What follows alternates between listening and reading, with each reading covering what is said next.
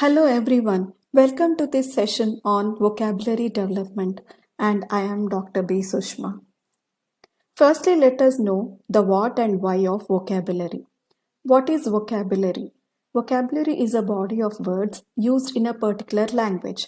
This language could be English, Telugu, Hindi, Tamil, Marathi, or any other language. So, vocabulary is basically the words that are there in a particular language. And why should we use vocabulary? Why should we increase our vocabulary?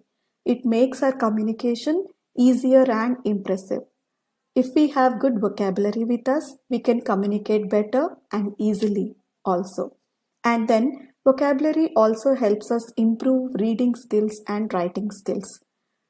If we have good vocabulary with us, we can read effectively, we can understand and comprehend the information better, and we can also write and express ourselves better. And it is vice versa also. If we want to improve our vocabulary, we can also read a lot and we can also experiment with our writing abilities. And then vocabulary also helps us choose the right words with great precision, the right words at the right place, and it makes us communicate better. So, it is the need of the hour to improve our vocabulary. Next, how many words should we know to communicate better? Usually, most of the speakers of any language know around 10,000 words for everyday or normal communication. So, if they know these 10,000 words, which are simple and easy also, which are used in our everyday conversations, it is easy for them to communicate.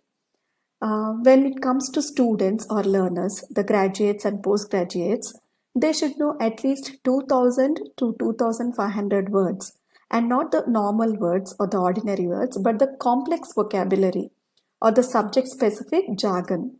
So, apart from the 10,000 words, they need to know these many words also. That is the reason why in competitive exams like GRE, TOEFL, and GMAT, more focus is on vocabulary and the questions are asked quite rigorously and extensively. There are different ways of learning words. These are 5 or 6 strategies that I have jotted down. First one is learning through context. So, when we read a paragraph, if we do not understand a particular word, we need not go to the dictionary. We can just try to understand the meaning through the context. And we have some context clues also in the same sentence or in the previous sentence or in the next sentence. So, trying to guess the meaning through context and not stopping the pace of your reading and trying to understand it will help you to improve your vocabulary. And then next one is reading extensively. If you read a lot, you can read short stories, novels, or self-help books, or articles from the newspapers, especially the editorials, or any article that you like. If you read extensively, it will help you. And every day, at least one has to read for half an hour to be in touch with the language. And it is already said that if a person comes across a word 30 times, the same word 30 times, then the chances of remembering that word are more.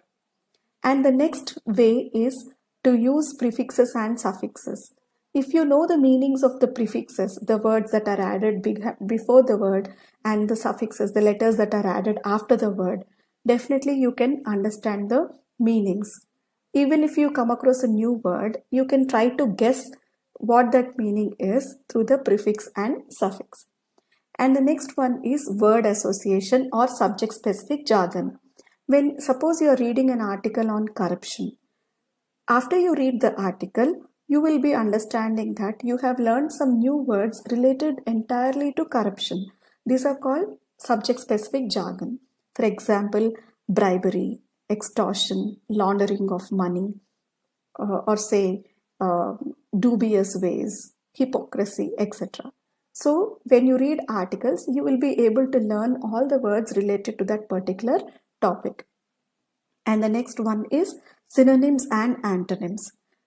When you come across a new word, try to know the meaning of that word. At the same time, know the various synonyms related to that word. Synonyms are those words which are nearer in meaning to the given word.